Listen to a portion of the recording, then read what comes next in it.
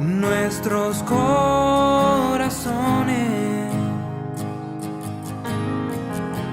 y Bueno, vamos ahora. Gladys, ¿nos lleva en la oración? Amén.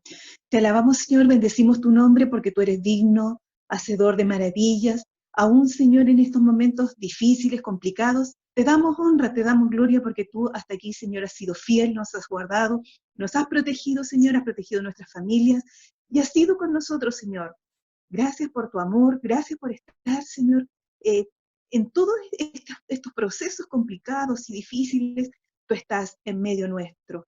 Y aún, Señor, como somos nosotros la iglesia, tú eres el que nos insta, nos ayudas y pedimos, Señor, que haya en nosotros este sentir que hubo también, como dice tu palabra, en los antiguos hermanos que compartían, Señor, en sus casas, en sus hogares, que había esta pasión por buscarte, por servirte, que haya en nosotros, Señor, aún en las dificultades, aún, Señor, en el quehacer día a día, en toda nuestra problemática, en nuestros trabajos que tenemos que estar realizando, pero por sobre todas las cosas, Señor, tenemos también que entregar el tiempo que tú mereces. Y quizás ni siquiera te lo damos como corresponde, pero ayúdanos para que este tiempo sea, Señor, sea un tiempo eficaz, que sea un tiempo donde podamos aprender, que sea de aprendizaje para cada una de nuestras vidas y que podamos, Señor, a través de estas lecturas bíblicas, a través, Señor, de lo que estamos aprendiendo, podamos, Señor, ser buenos hijos tuyos y cada día poder entregarte, Señor, la honra y la gloria que solo tú mereces. Ayúdanos, Señor, a ser cada día mejores. Y con esto, señores, vamos aprendiendo, vamos cada día, Señor, tomando de lo que tú nos vas entregando, de esta leche espiritual, que Señor ya a lo mejor, de acuerdo a nuestras vivencias, de acuerdo, Señor, a lo mejor a la etapa de nuestras vidas, ya no debería ser esa leche, sino que debería ser ese plato más contundente que nosotros necesitamos para poder afiatarnos, para poder, Señor, cada día tomarnos de mejor manera, Señor, en todo lo que es la obra tuya, para tener, Señor, palabra de vida para otras personas, palabras de esperanza, palabras, Señor, que podamos entregar de nuestros labios, que sean, Señor, frutos, como dice tu palabra, que demos buenos frutos, dignos, Señor, de primero de arrepentimiento en nuestras vidas y después dignos ante tu presencia, Señor, y que sean también de valor, que sean de esperanza, de esfuerzo para otros que están cerca nuestro, Señor, y que hemos visto, Señor, cómo el dolor también ha llegado a familias muy cercanas, como, Señor, el cuerpo de Cristo también se resiente porque somos humanos y estamos inmersos en este mundo, no somos, Señor, personas aisladas totalmente, estamos, Señor, no en una burbuja, por lo tanto también estamos expuestos a todas estas situaciones, pero, Señor, tu misericordia llegue también a nosotros y nos ampare y nos protege, nos cubre, Señor. Bendice, Señor, a tus siervos, a tus hijos, Señor, que a lo mejor están atravesando situaciones difíciles, pero tú sé el sostén, el soporte, sé, Señor, de bendición para cada hogar. Y en este fin de semana largo, Señor, que también, en ciertas medidas, para estar como familia reunida, tú, oh Dios mío, únenos cada día más en un solo espíritu, en un solo sentir, y sobre todo la familia espiritual, que es un fin de semana, Señor, que es tan especial para el pueblo cristiano. Es tan especial, Señor, y donde se tenían expectativas de hacer situaciones o de hacer programas diferentes, pero, Señor, tú lo has querido que lo hagamos de esta forma. Y así, Señor, de esta forma vamos a invocar tu nombre, reunidos en nuestros hogares, pero allí donde estemos podamos testificar y podamos dar gloria al único y unigénito Hijo de Dios, que nació, que Señor dio su vida por cada uno de nosotros en la cruz del Calvario, pero lo que más, Señor, nos alegra es que a través de su resurrección nosotros tenemos vida y vida en abundancia, como lo dice tu palabra. Gracias, Señor. Bendice este estudio del día de hoy y queremos darte toda honra y toda gloria y nos ayudes para que nuestras mentes y nuestros corazones estén dispuestos a recibir de ti, Señor. En tu nombre lo dejamos todo sabiendo que tú eres el que obra y el que pone en nosotros el querer como el hacer también. Todo lo entregamos en el nombre del Padre, del Hijo y del Espíritu Santo. Amén. Salí pillado. Permiso, hermano, me voy a tomar mi tecito. Yo tomo en esto por si acaso, para que no piensen mal algunos. Y vamos al capítulo 3 del libro de Hechos, entonces, para seguir con nuestro estudio del día jueves. En Hechos capítulo 3, aquí ya empiezan, se recuerda que en un comienzo decíamos que está mal puesto o está mal mirado el nombre que tiene por el no lo estamos buscando, sino que muchos teólogos lo han dicho así, producto que se llama Hechos de los Apóstoles, pero realmente quien empieza aquí a actuar es el Espíritu Santo.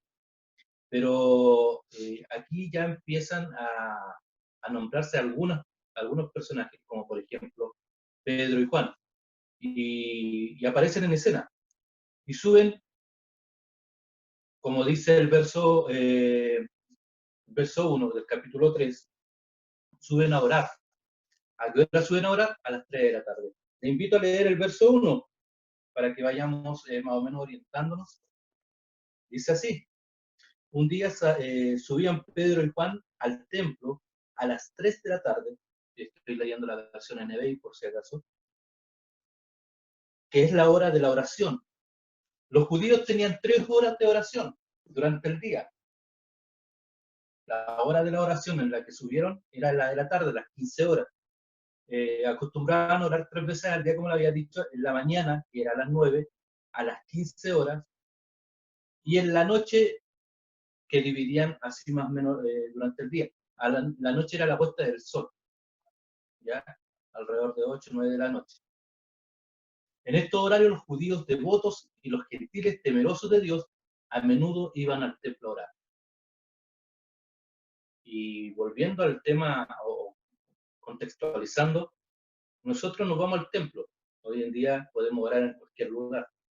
Recuerden la cadena de oración de mañana. Todavía faltan muchos que se inscriban. Yo creo que con todos los hermanos que hay en la congregación podemos cubrir fácilmente el horario y no es que se estén repitiendo algunos.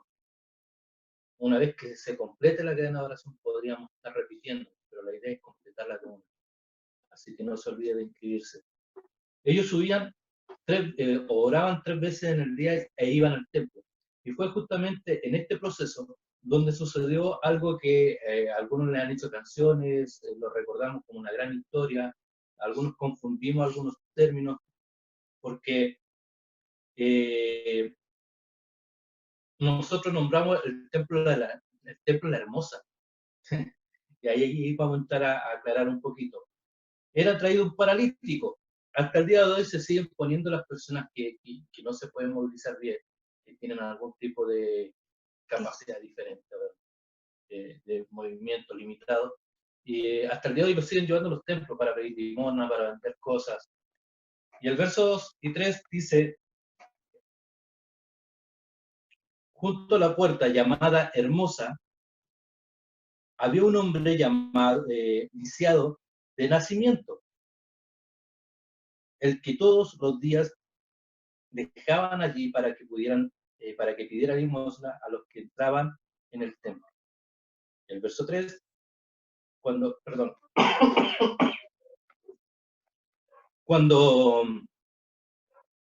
este vio que Pedro y Juan estaban por entrar, les pidió limosna. Ay, ay, ay. Entonces, era traído un paralítico. ¿Para qué? Para pedir limosna. Le rogaba a Pedro y Juan que les diese limosna. Es como cuando estamos pasando, hoy en día lo podemos ver en los metros, en las subidas de metro, en la salida de los eventos, de cualquier centro comercial, que siempre gente está pidiendo limosna. Lamentablemente, esta costumbre ya no queda solamente para aquellos que tienen problemas, sino que también para aquellos que abusan, lamentablemente, abusan de esta situación. ¿Por qué? Porque a todos nos ha pasado que le hemos dado dinero a personas pensando y que lo necesitan, pero después lo sigues viendo al otro día, al otro día, al otro día. Miren, a mí me sucedió para Navidad, antes de Navidad, había una abuelita pidiendo con una tarjeta dinero. Y yo voy pasando y le doy. Y al otro día dije, bueno, ya tiene que estar juntando dinero todavía para cargar la VIP, porque eso es lo que pedía. Pero llegaba una semana y seguía cargando la VIP, porque tenía más plata que yo en la VIP. Entonces, día previo a la Navidad, acompañé a mi hijo a la feria navideña, y de repente veo a la abuelita disfrutando, paseando, saltando, bailando entre medio de todo, comiendo cosas, y dije, wow, pide para cargar la vida. Entonces muchas veces esta costumbre se degeneró, digámoslo así, producto de la misma del corazón del hombre, que engaña a las personas. ¿Ya? Entonces, sin embargo, ellos estaban acostumbrados a llevar gente a los templos para pedir limosna, para poder subsistir y ayudar a su familia.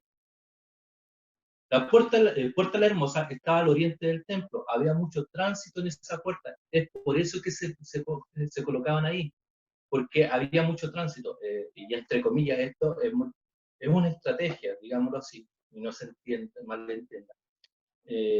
¿Por qué Martín Lutero colgó las 95 tesis en la puerta del templo, en la catedral? No me hagan nombrarlo porque no me acuerdo bien el nombre. Es porque afuera se hacía una feria, e iba mucha gente. Entonces la única manera que ellos vieran sus 95 tesis fue colocarla en la puerta porque pasaban por ahí constantemente. Entonces, ¿qué es lo que pasaba acá? La puerta de la Hermosa, la puerta de la Hermosa estaba al oriente del templo. Hoy en día nos podemos ubicar más, digámoslo, hacia la cordillera, porque el poniente son los que van a estar en cuarentena, los del oriente no. Entonces, para ubicarnos un poquito más. Y pasaba mucha gente por ahí. Entonces, obviamente se colocaban ahí para poder pedir limosna. La Puerta de la Hermosa era una entrada al templo, no a la ciudad. Esta era una de las entradas favoritas, y muchas personas pasaban por allí cuando iban a adorar. El cojo mendigaba en un lugar en que la mayoría podía ver y donde podían reunir más dinero. ¿El nombre de quién es hecho este milagro? Verso 6 nos da la respuesta: en el nombre de Jesús de Nazaret. No el nombre de un apóstol, de un profeta, de un hermano, de un pastor, de nadie, solamente el nombre de Jesús de Nazaret. Y eso es lo que recalcan todos los discípulos. Cada cosa que hacen, cada paso que dan, cada situación o cada milagro sobrenatural que suceda, lo hacen en el nombre de Jesús de Nazaret. Pedro hizo algo más en el verso 7, y aquí sucede algo sobrenatural justamente. ¿Qué fue lo que hizo Pedro en el verso 7? Lo levantó. No creo que lo haya tomado de la espalda, me imagino que le tendió la mano para poder levantarlo. ¿Cómo nosotros nos sucede que cuando oramos, de repente nuestra mente divaga tanto, o muchas veces dudamos hasta de lo que estamos orando? Sin embargo, la unción y el poder del Espíritu Santo que habitaba en ellos no les daba espacio a dudas, todo lo contrario, ellos oraban y actuaban. Entonces, una vez que ora y una vez que le dice, no tengo plata ni oro, más lo que tengo te doy. Me imagino el paralítico esperando a manos llenas o a las dos manos juntas para poder recibir lo que le estaban ofreciendo. Sin embargo, le dice, más lo que tengo te doy, en el nombre de Jesús de Nazaret. Levántate, acción, y anda. Entonces, ¿qué fue lo que hizo Pedro en el verso 7? Lo levantó. Nosotros muchas veces usamos un término y que nos cuesta, es activar nuestra fe.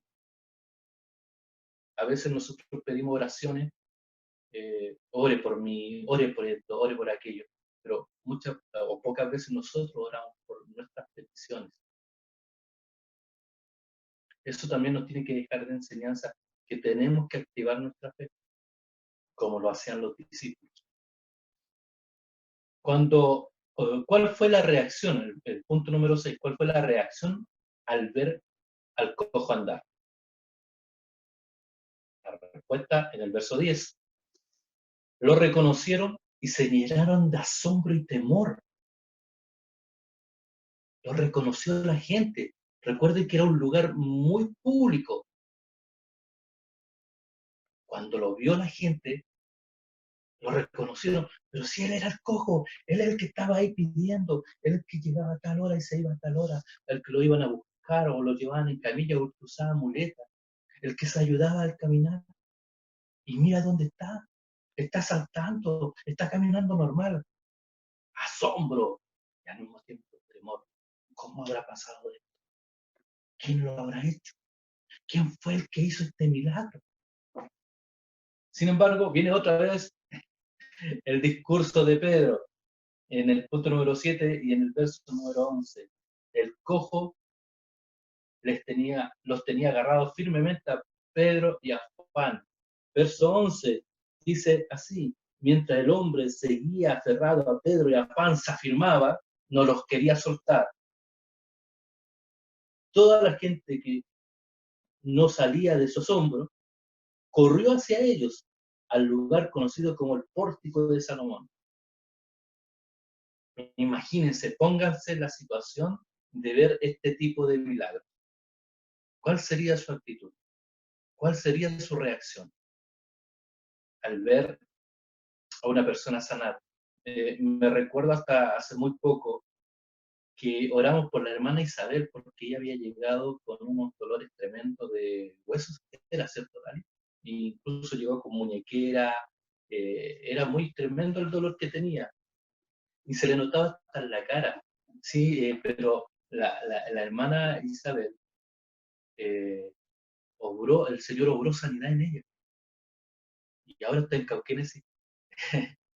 Obró tanta sanidad que ahora se está en Cauquenes pasando todo este tiempo. Pero ella es una abuelita de 72 años. ¿Y qué es lo que sucede? Que cuando volvió a ir al domingo siguiente, se veía hasta más joven. Yo le decía, usted rejuveneció. Es que, pastor, no tengo dolor. No hay dolor en mí. Eso, para mí, ustedes oraron y el dolor desapareció. Se le notaba hasta en la cara. Era una alegría que ella irradiaba. ¿Cuántas veces nosotros hemos sentido el poder de Dios actuando en nosotros, en nuestra salud, en nuestra familia, en diferentes áreas de nuestra vida? Y muchas veces guardamos silencio. El cojo no quería soltarse de la bendición que había tenido, que era haber conocido a estos hombres que le obraron sanidad a través de Jesús de Nazaret. Nosotros muchas veces tratamos de soltar fácilmente lo que nos ha dado el Señor. El pórtico de Salomón, punto número 8, era una galería o corredor con columnas, ubicado en el interior de la muralla oriental del atrio del templo. Recuerden que el templo era hermosísimo, venían de todas partes del mundo conocido a ver cómo era el templo. Salomón, solamente para que se hagan una idea, Salomón se demoró cerca de 14, si es que no más. Ahí voy a divagar un poquito. Para que ustedes vean el ejemplo más. Salomón se demoró 14 años en construir su casa, el palacio, y 7 años en construir el templo. Y lo hizo con enchapado en oro, con mármol, con lujos, con joyas. Entonces era muy hermoso. Punto número 9. El primer milagro da pie ¿a qué? A un nuevo discurso de Pedro frente a la gente que acudía al templo. Estábamos leyendo el verso, quedamos en el verso 11. Y el primer discurso de Pedro vuelve a hacer ese llamado. Verso 12, al ver esto, Pedro les dijo, pueblo de Israel, ¿por qué les sorprende lo que ha pasado? Hoy día nosotros tenemos estos dos extremos. Hemos perdido sensibilidad y asombro ante los milagros. ¿Por qué? Sensibilidad porque la ciencia, estoy hablando mal de la ciencia, nos ha ayudado bastante. Pero la ciencia han jugado tanto con milagros que lamentablemente hoy en día dudamos cuando vemos algo. O vamos al otro extremo. Y soy un convencido, y la palabra sí lo dice, que cuando Dios obra un milagro sobrenatural sobre una persona, es tal el impacto que hay en esas personas que sus vidas cambian y ya no son los mismos y no vuelven atrás. Hemos escuchado, hemos visto, hemos conocido personas que supuestamente han tenido experiencias sobrenaturales. En los años 80 hubo un cassette que se conoció por todos lados, 7 días o 7 horas en el infierno, 7 horas en el paraíso. Fue un pastor muy conocido y lamentablemente muy polémico. Sin embargo, hoy en día ese pastor está preso. Entonces, cuando este tipo de experiencias sobrenaturales afectan tu vida, cuando llegan a tu vida, tú no eres el mismo. El mismo espíritu se encarga que tú cambies, que tú renueves, que hay una revolución en uno, que fue lo que sucedió en los apóstoles. Pasaron de hombres del común, pasaron de ser hombres que incluso no tenían una formación académica, no tenían una profesión. Llegaron a pararse frente a autoridades, a gobernadores, a hablarle a un montón de gente. Díganme si entonces yo estoy equivocado, que cuando hay un impacto sobrenatural en tu vida, vuelves a ser el mismo. Entonces el primer milagro da pie a un nuevo discurso de Pedro frente a la gente que acudía al templo. Se repiten las ideas, porque nunca, a ver, voy a usar mejor las palabras. ¿Por qué se repiten las ideas? Porque fíjense, los discípulos, los apóstoles, siguieron manteniendo las ideas claras. Ellos no hacían milagros por sus propios medios. Ellos no cambiaban a la gente ni convencían a la gente. Ellos siempre se vieron, como lo veíamos en la parábola del buen pastor o de la oveja perdida, siempre se vieron como solamente un instrumento. Se vieron como alguien que Dios usaba, que el poder de Dios pasaba por ellos, pero no se detenían y se llevaban la gloria. Y una vez les puse este ejemplo. Cuando uno va a un concierto, ya sea un pianista conocido, Claudio Arrau, que fue mundialmente conocido, Roberto Bravo, también un pianista que podríamos decir discípulo de Claudio Arrau, cuando terminaba el concierto, aplaudían al piano. El maestro Claudio Arrau, Roberto Bravo se paraban al lado del piano y aplaudían al piano. La gente, ¿a quién aplaudía? ¿Miraban en dirección al piano para aplaudirlo? No, miraban al maestro, el que había sacado bonitas melodías, notas hermosas. ¿A quién? Al maestro. Cuando Dios nos usa por misericordia, la gloria no tiene que ser para nosotros, la gloria es para Dios. La gloria es a través de Cristo en la cruz. Nosotros somos meros instrumentos, somos el piano. El maestro saca lo mejor de nosotros. Entonces, la idea se repite. Verso 15 dice,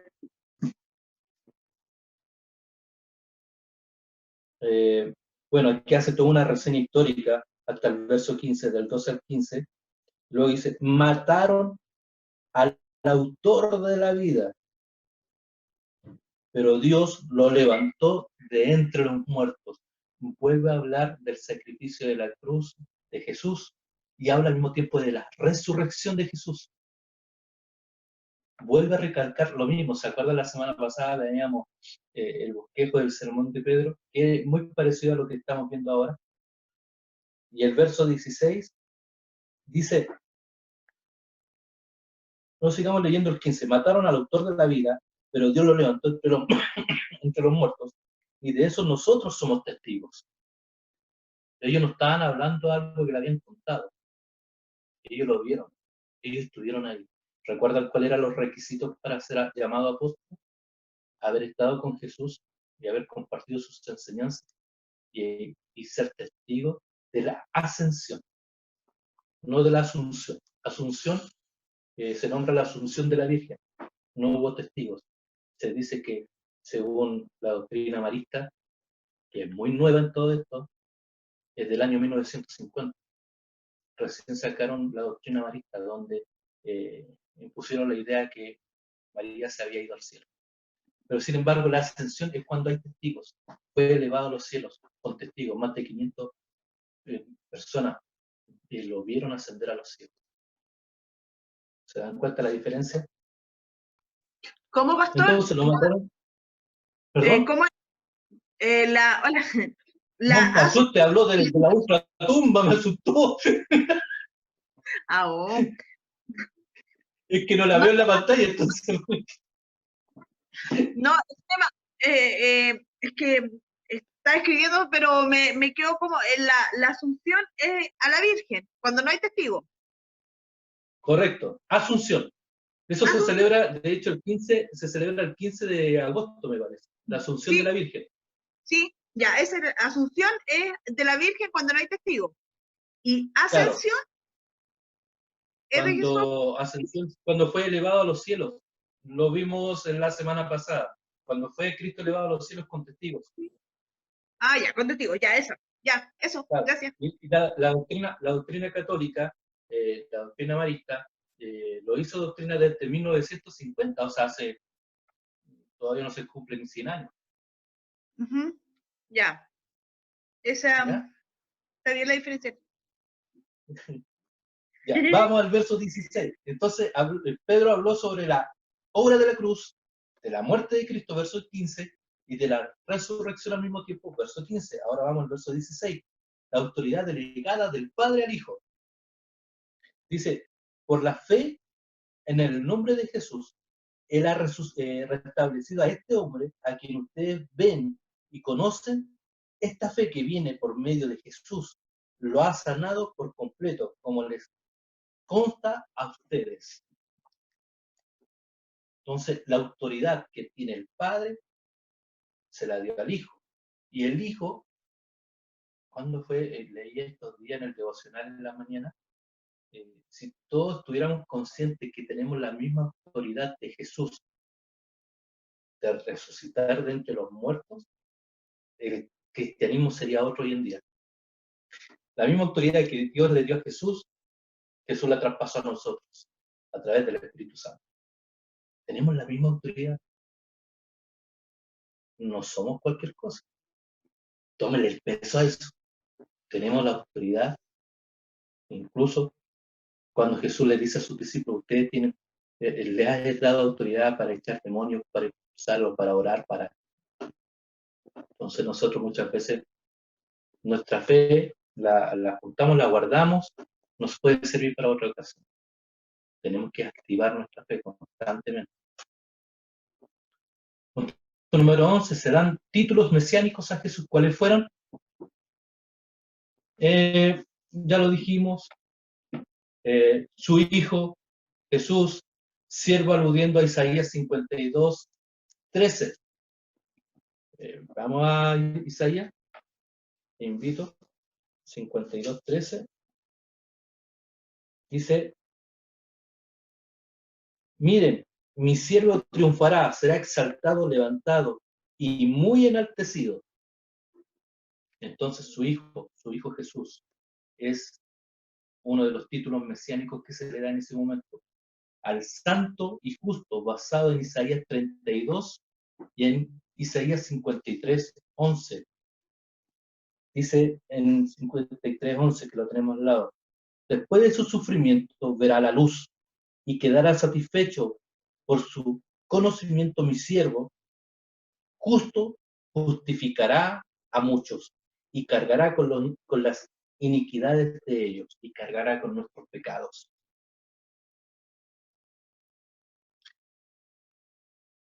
Él es justo y santo y verdadero. Justo, todavía recuerdo cuando la primera predicación, Samuel cuando dice que Él se hizo maldito por nosotros. Esa palabra me quedó dando vuelta, porque uno muchas veces lo ve así simple, pero de repente son esas cosas que a uno, pum, lo marcan. Y 32.1 dice, miren, Un rey reinará con rectitud y los gobernantes gobernarán con justicia. Entonces Él es santo y justo, es autor de la vida. Eso está en el verso 13, entonces su Hijo Jesús, verso 14, es santo y justo, y el verso 15 es autor de la vida. Esos son los títulos mesiánicos que se le da en este capítulo y producto de este milagro que se produjo. Punto número 12, ¿quién dijo Pedro? ¿Qué dijo Pedro de la sanidad del cojo? Que la gloria era para quién, era para él, para Juan, o que le hicieran una ofrendita, que le hicieran un diezmo, que le reunieran fondos para seguir haciendo milagros. No, la gloria era solamente para Jesús y ellos instrumentos en sus manos. Es lo que yo les decía sobre el concierto. ¿A quién le da la aplauso? ¿Al que toca el instrumento o al instrumento en sí? La gloria se la da o los aplausos se lo dan al maestro. En este caso, que alguien nos reconozca porque se predica bonito, porque se enseña bonito, porque hizo un llamado y llegaron personas a recibir a Cristo, solamente somos instrumentos en sus manos. La gloria tiene que ser siempre para Dios. Y lo hemos tratado de siempre recalcar y al mismo tiempo de mantener eso en nuestra congregación, que la gloria no le pertenece a nadie, solamente a Dios. Pedro hace un llamado al arrepentimiento. La semana pasada, ¿se acuerdan? El bosquejo entonces exaltaba, llamaba, les decía quién era Jesús. A ver, bosquejo de Pedro era creer en la resurrección de Cristo, era el tema central, lo vimos recién. Los llamaba a arrepentirse de sus pecados y luego a recibir el Espíritu Santo. Ese es el bosquejo que está usando Pedro ahora. Es el mismo. Pedro hace un llamado al arrepentimiento, versos 19 al 21. Y va a leer Isaías.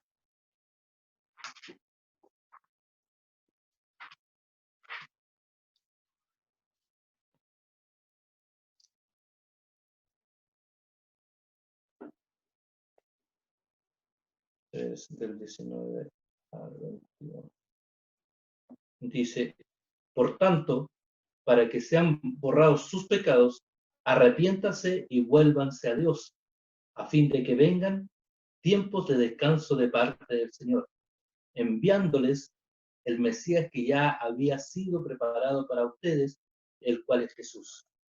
Es necesario que Él permanezca en el cielo hasta que llegue el tiempo de la restauración de todas las cosas, como Dios lo ha anunciado desde hace siglos por medio de sus santos profetas. Esa tiene que ser nuestra fe y nuestra confianza, ¿no? Que Jesús va a volver, va a venir a restaurar, va a venir a sacar toda enfermedad, toda llaga, toda opresión, todo abuso de todo índole, va a venir a restaurar y a sanar heridas, a colocar bálsamo en nuestros corazones, en nuestras almas, en nuestros sentimientos, en nuestras emociones que han sido heridas por diferentes situaciones, personas. Entonces, hasta aquí el capítulo 3. ¿Se dan cuenta? Era súper rápido, corto, preciso, conciso. Y en el capítulo 4 comienza la oposición. Comienza entonces ya a tener los apóstoles controversia al respecto. Pedro y Juan son llevados ante el Sanedrín. ¿Qué es lo que era el Sanedrín? Lo vamos a ver un poquito más adelante. ¿Quiénes llevaron a Pedro y a Juan al Sanedrín? Los saduceos, los sacerdotes y jefes de la guardia del templo. Los saduceos, recuerden que eran parte del grupo que gobernaba el Sanedrín. Saduceos. Aquí vamos. Según la Biblia, los saduceos, también conocidos como los sadoquitas, son los descendientes del sumo sacerdote Sadoc de la época de Salomón. El nombre de Sadoc significa justicia o rectitud, por lo que los saduceos pueden interpretarse como justos o rectos. No había mejores que ellos. Conocemos a varios saduceos, entonces, que son ellos, lo único que tienen la verdad, lo único que tienen la justicia, lo único que pueden condenar, lo único que pueden juzgar a los demás. Eso eran los saduceos. Y los sacerdotes del templo, la guardia del templo que llegaban, según el verso 1 del capítulo 4. Mientras Pedro y Juan le hablaban a la gente, se les presentaron los sacerdotes, el capitán de la guardia del templo y los saduceos. Entonces, los saduceos, ¿quién eran? Eran estos personajes que eran descendientes de Sadoc, de la época de Salomón. Entonces tenían todo, hay una descendencia detrás de nosotros que nos respalda. ¿Cuál es la causa de su molestia? La causa de la molestia de los saduceos era lo que está basada en nuestra fe, que hablaban del Jesús resucitado. Ellos no creían mucho en la resurrección, y eso es lo que les causaba controversia. Se considera que los saduceos negaban la inmortalidad del alma y la resurrección. Y bajo esta luz son tratados en el Nuevo Testamento, o son retratados en el Nuevo Testamento debatiendo el asunto con Jesús. Porque Jesús decía que así era. Sin embargo, ellos no creían, por ende les molestaba. En total tenían toda una descendencia, toda una tradición religiosa detrás que lo avalaba, e hicieron callar entonces a Pedro y a Juan por estar hablando que Jesús sí había resucitado. ¿Quiénes son los personajes entonces? Versos 5 al 7. Al día siguiente se reunieron en Jerusalén los gobernantes, los ancianos y los maestros de la ley. Allí estaban el sumo sacerdote Anás, Caifás, Juan, Alejandro y los otros miembros de la familia del sumo sacerdote. Hicieron que Pedro y Juan comparecieran ante ellos y comenzaron a interrogarlos. Los gobernantes, los ancianos, los escriba el sumo sacerdote Anás y Caifás, Juan y Alejandro y la familia de los sacerdotes. Caifás, yerno de Anás, era el sumo sacerdote oficial, o sea, todo esto quedaba en familia. Pero Anás conservaba el título de honorario y el prestigio del puesto, por eso no podían ni moverlo. Punto 17. El concilio o Sanedrín estaba compuesto por 71 miembros con funciones legislativas, judiciales y ejecutivas, cuya autoridad se restringían o ampliaban según el régimen político del momento.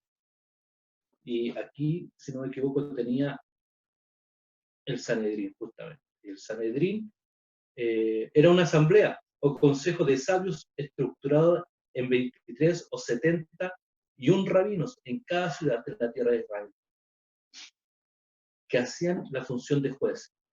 En el periodo del Segundo Templo, el Gran Sanedrín se reunía en el templo en Jerusalén, en el llamado Salón de las Piedras Talladas.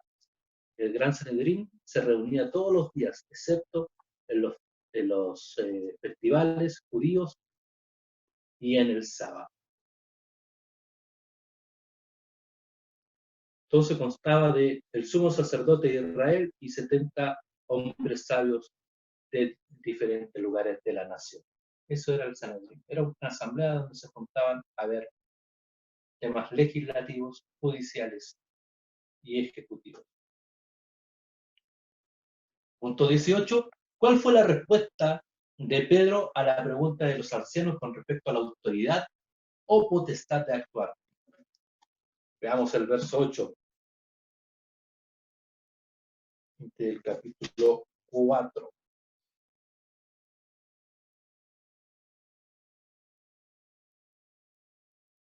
Dice, verso 10 mejor, aquí está el verso 10 primero. Sepan pues todos ustedes, todo el pueblo de Israel, que este hombre está aquí delante de ustedes, sano gracias al nombre, vuelve a dar la gloria a quién, de Jesucristo de Nazaret, crucificado por ustedes, pero resucitado por Dios. Verso 8, dice Pedro, lleno del Espíritu Santo, le respondió gobernantes del pueblo y ancianos. Entonces, ¿cuál fue la respuesta de Pedro ante las preguntas de los ancianos y de las autoridades? Les dijo, toda autoridad es de Cristo y estaba lleno del Espíritu Santo. No se cambió para ningún otro lado. Estaba lleno del Espíritu Santo y toda la autoridad se la había dado Cristo. Nadie, Cristo, a través de su poder, había podido restaurar y sanar. 19.19, la autoridad mandan a, versos 17 y 18, pero para evitar que este asunto siga divulgándose entre la gente, vamos a amenazarlos para que no vuelvan a hablar de este nombre a nadie, o de ese nombre a nadie. Los llamaron y le ordenaron terminantemente, tajantemente, que dejaran de hablar y enseñar acerca del nombre de Jesús. Entonces los amenazan y les ordenan que no hablen más en el nombre de Jesús. ¿Por qué? Porque le estaba moviendo el piso religioso, porque le estaba moviendo las bases en las cuales ellos habían formado toda una vida religiosa, la cual era que no había resurrección. Entonces, ¿cómo viene alguien, hace el milagro en el nombre de ese que resucitó? Eso es lo que le estaba causando impacto. Y la gente estaba creyendo. Me recuerda a los primeros años de Radio Armonía.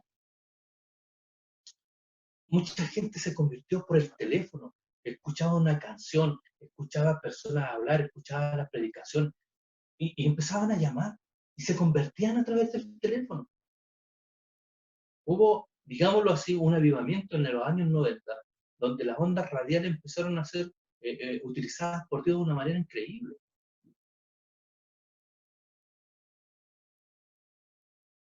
La respuesta de los apóstoles en el verso 19 es mejor obedecer a Dios antes que los hombres. Y si lo leemos textual, dice así. Pero Pedro y Juan replicaron, ¿es justo delante de Dios obedecerlos a ustedes en vez de obedecer a Él o a Dios? Júzguenlo ustedes a quién obedecer. Si ellos decían ser representantes de Dios en la tierra, ¿a quién iban a obedecer? ¿A los hombres o a Dios? No, es que yo soy el pastor, tienen que obedecerme a mí. Lo que le acabo de decir hace un ratito atrás. Cuando hay una vida impactada por Dios, tu espíritu da testimonio a quién le sirves.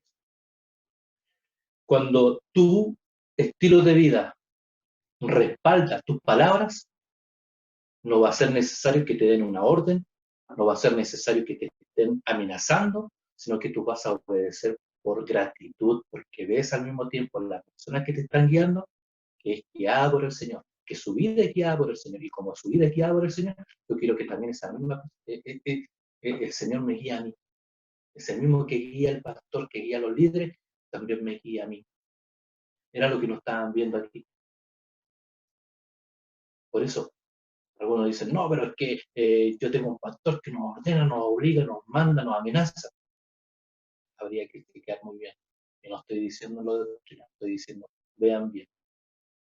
Porque en ningún momento los discípulos, Juan y Pedro, que estamos viendo ahora, hacían eso. Todo lo contrario. El Espíritu Santo los hacía mover. El Espíritu Santo les hacía hablar. El Espíritu Santo daba testimonio de ellos. E incluso dice que hasta la sombra de Pedro sanaba a las personas. Y nosotros nos dan un título, nos dan un puesto, y ya nos creemos, pero por sobre todos los demás. Ellos siempre le terminaron dando la gloria a quien correspondía. No a nosotros, Señor, sino que solamente tu misericordia. Entonces, la respuesta de los apóstoles es mejor obedecer a Dios antes que los hombres. Y por favor, no hagan caso a lo que está hablando un pastor por ahí, donde dice, cito a todos los pastores que salgan, no sean cobardes y que salgan a predicar a las calles. Por favor, hermano. Porque nosotros también estamos sujetos a autoridad. No crea todo lo que escucha. Analícelo, cuestiónelo. Siempre les digo lo mismo a los jóvenes. Cuestione, analice y la gloria se la tienen que dar a Dios. ¿Ya? No nos vamos a tomar de este verso para decir, no, si vamos a salir ahora a las calles, total, el coronavirus no va a hacer nada. Ay, ojalá fuera así. Punto 21, en su oración mencionan un principio. ¿Cuál es? El verso 27.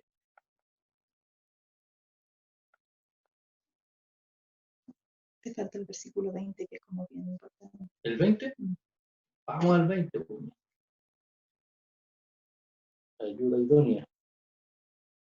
Dice el verso 20, nosotros no podemos dejar de hablar.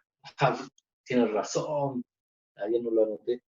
Nosotros no podemos dejar de hablar de lo que hemos visto y oído. Incluso hay otras versiones que dicen, estos son los que trastornan el mundo. Estos son los que están vueltos locos, llamando la atención de las personas. ¿Y nosotros qué estamos haciendo? Guardamos silencio. No, es que yo soy un cristiano, un agente secreto del cristianismo. Me muevo en la quietud y la serenidad de todo, que nadie se dé cuenta. No, hermano. Ellos trastornaron el mundo. 2 personas, 5.000 personas se convirtieron, 3.000 personas se convirtieron. No estoy hablando de multitudes en cuanto a que tenemos que ganar multitudes. Le estoy diciendo que usted no se quede callado. Hoy en día hay diferentes maneras de hablar del Evangelio, incluso a través de sus redes sociales. No ocupe sus redes sociales solamente para hacer chistes, ni para hacer bromas, ni tampoco colocar memes en contra de ningún gobierno, sino que úselo para la gloria del Señor. Y así vamos a trastornar este mundo, esta sociedad que vaya que le falta. Aparecieron muchos presidentes de diferentes países diciendo, necesitamos la ayuda de Dios, sí, pero primero, ¿qué tienen que hacer? No es tan solo decir que necesitamos a Dios, tenemos que humillarnos primero, sobre todo las autoridades, tienen que humillarse. Un detalle, y sin afán de nada más, solamente un detalle. Paréntesis, el presidente hasta hace poco decía en su discurso, y que Dios bendiga a Chile. Ya no lo está diciendo. Cierro paréntesis. Somos conocedores de Dios, entonces démosle la gloria. Entonces humillémonos. Y como me recordaba Gladys, verso 20, entonces, dice, nosotros no podemos dejar de hablar de lo que hemos visto y oído. Usted podría dejar, si usted, el Señor, miren, pongámonos el hiperespiritual, y al punto en que el Señor le revela en sueño, y si no me equivoco, este punto lo prediqué en la Borranco, la bendición que tuve de predicar en la Borranco. Si usted tuviera la cura para el cáncer, la cura para el coronavirus, que se lo revela en sueño, ¿usted se quedaría callado? Viendo que sus vecinos se están contagiando, viendo que personas están falleciendo, viendo que personas están afectadas emocionalmente por todo lo que está sucediendo, viendo que hay muchas personas que están entrando en crisis económica. ¿Usted guardaría silencio porque el Señor se lo reveló? ¿Que no? O tomaría este verso del capítulo 4, verso 20, porque no podemos callar lo que hemos visto y oído. Entonces, algo superior al coronavirus, a todo este ambiente. Jesucristo resucitó.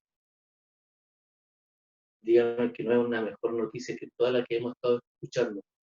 Y que incluso a veces ya parece hasta morbo esperar el informe del MinSal para ver cuántos contagiados hay y cuántos fallecieron. Y a raíz de eso empezar a hacer críticas. Pero sin embargo, tenemos algo superior al informe del MinSal. Tenemos algo superior que el coronavirus, es decir, la noticia a nivel mundial. Tenemos la noticia que Cristo resucitó, que Cristo sigue obrando milagros, que Cristo sigue actuando, que Cristo sigue dando alimento a los pobres, que Cristo sigue proveyendo en los hogares, que Cristo sigue sanando, que Cristo sigue restaurando familias. Entonces no podemos quedarnos callados. Es que ahora no se puede hablar con nadie. Bueno, ocupe sus redes sociales.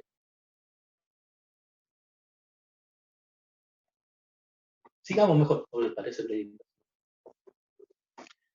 Vamos al verso 27.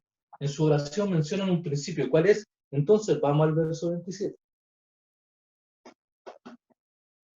Dice, en efecto, en esta ciudad se reunieron Herodes y Poncio Pilato, con los gentiles y con el pueblo de Israel, contra sus santos siervos Jesús, a quien ungiste. ¿Se dan cuenta? Se reunió Herodes, Poncio Pilato y el pueblo.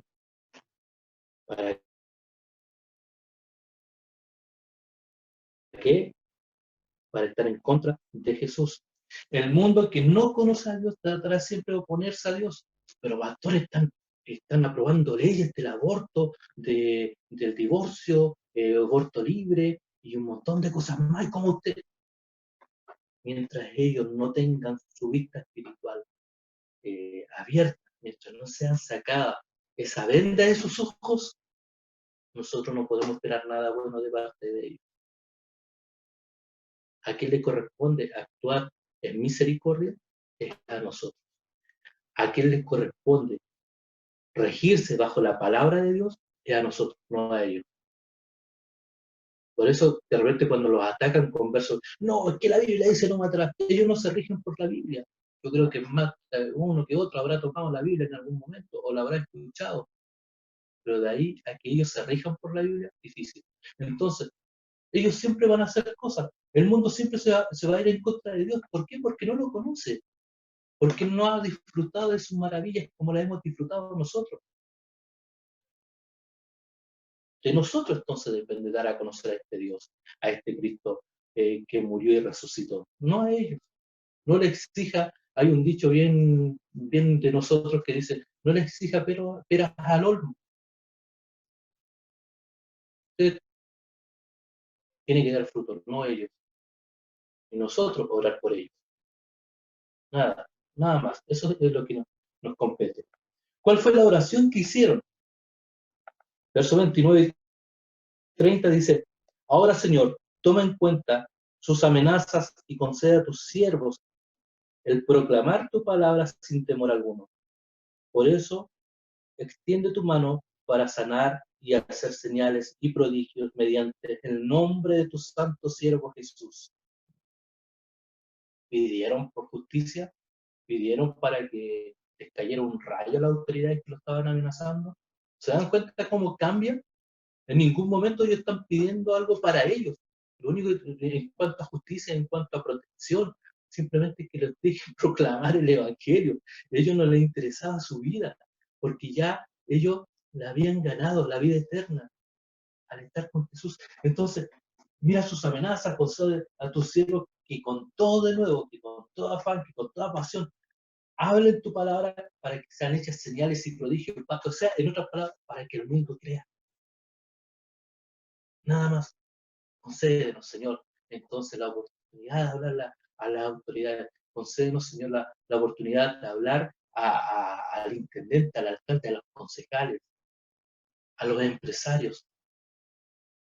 Concédenos esto para que ellos vean las señales y los prodigios que hace Jesús de Nazaret. Punto 23. ¿Cuál fue el resultado de su oración? Y aquí está el resultado 30 y 31. Dice, por eso, extiende tu mano para sanar y hacer señales y prodigios mediante el nombre de tu santo siervo Jesús. Después de haber orado, tembló el lugar en que estaban reunidos. Todos fueron llenos del Espíritu Santo y proclamaban la palabra de Dios sin temor alguno. ¡Wow! ¡Qué tremendo finalización de culto! Sería tremendo terminar un culto así. ¿Cuál fue el resultado de su oración? El lugar tembló. El poder de Dios fue tremendo, fue tan intenso que el lugar tembló con solamente la presencia de Dios. Todos fueron llenos del Espíritu Santo y hablaban con denuedo, hablaban con pasión, hablaban sin parar la palabra de Dios. Vamos a la iglesia del siglo XXI, en la era postmoderna. Creo que ya hemos hablado bastante sobre la iglesia del siglo XXI. Pero tenemos que volver a estas raíces. Porque ellos fueron fundando iglesias, asambleas, eclesías. Ellos empezaron así. No empezaron con iglesias grandes, ni tampoco empezaron con grandes lugares, ni con una gran cantidad de hermanos. Empezaron así, 2, 3, 4 que se atrevían y que le creían a Dios y daban pasos de fe.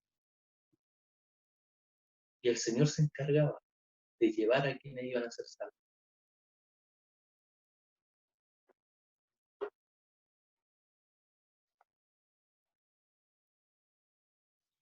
Para terminar, dice del verso 32 al 36. Todos los creyentes eran de un solo sentir y pensar. Nadie consideraba suya ninguna de sus posesiones, sino que compartían. Se dan cuenta que se vuelve a repetir la estructura, digámoslo así, en esta ocasión, del capítulo 2, del verso 42, compartían todas las cosas, nada decía ser suyo propio, sino que lo compartían. Entonces, no debería, dentro de una congregación, no voy a dar nombre, veamos la de nosotros, porque aquí nosotros estamos estudiando necesidades.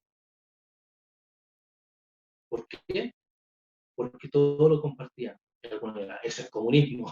Sí, los comunistas tuvieron que leer el Evangelio para leer el Evangelio para darse cuenta que es lo que ellos querían y poder modificar algunas cosas. El comunismo no es nuevo.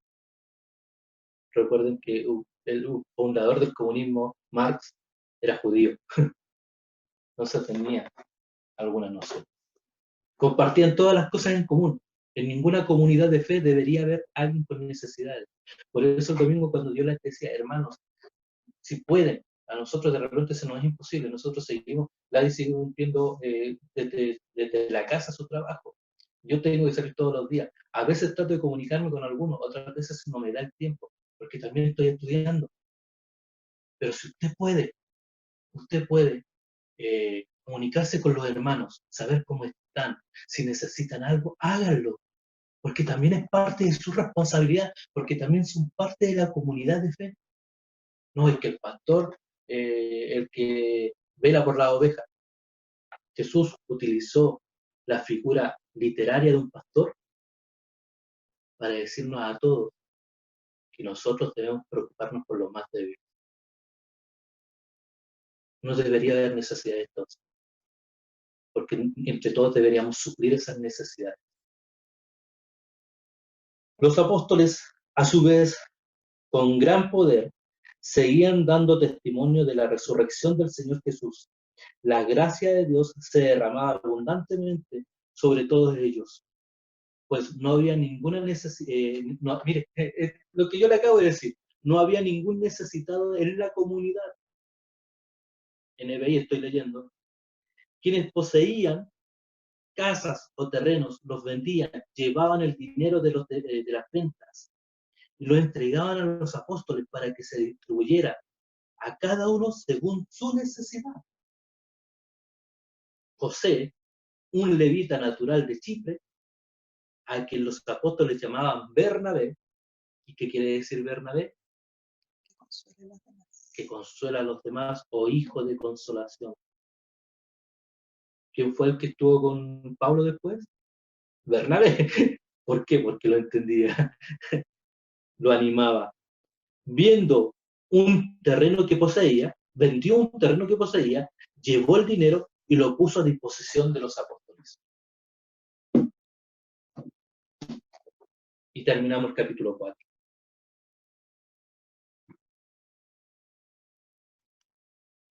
Tremenda lección, capítulo 3 y capítulo 4. Escribiendo. Dani, Paula, ya que está ahí. Sí, Ani. Para despedirnos. ¿Puedes orar entonces? Para ya estar terminando. Gracias, Padre amado, por tu amor, tu misericordia. Gracias porque nos has permitido, Dios, poder estudiar un jueves más de tu palabra. Ha sido un tiempo bendecido donde tú has hablado en nuestros corazones, Dios. Si bien hemos estudiado hartas cosas, pero algo siempre se retiene más fuerte. Y qué ejemplo Dios nos da la vida que llevaban los apóstoles, esa vida de iglesia, esa vida de comunidad. Ayúdanos a tener un poco de eso, Dios. Llena nuestros corazones con tu Espíritu Santo para que podamos reflejar el amor de Cristo, aún en las pequeñas acciones, Padre. Te pido por la vida de cada uno de mis hermanos, de aquellos que nos pudimos conectar, como de aquellos que no pudieron. Tú conoces sus razones, Dios. Pedimos por los pastores, que tú seas cuidándolos, bendiciéndolos, y asimismo por cada una de nuestras familias. Sabemos que son tiempos difíciles, Dios mío, pero sabemos que tú tienes el control de todo, que tú sigues obrando y trabajando, Dios. Y cuando todo esto termine, sé que llegarán hijos renovados a tu casa de oración, Señor, hijos con un corazón nuevo, santificado ante tu presencia, Dios. Y pedimos que tú en esta cuarentena, Dios, en este tiempo tal vez de encierro, por así decirlo, tú seas trabajando en nuestras vidas, tú sigas moldeando, papá. Ayúdanos a parecernos cada día más a esta imagen de Cristo que tanto anhelamos, Dios. Gracias por tu amor.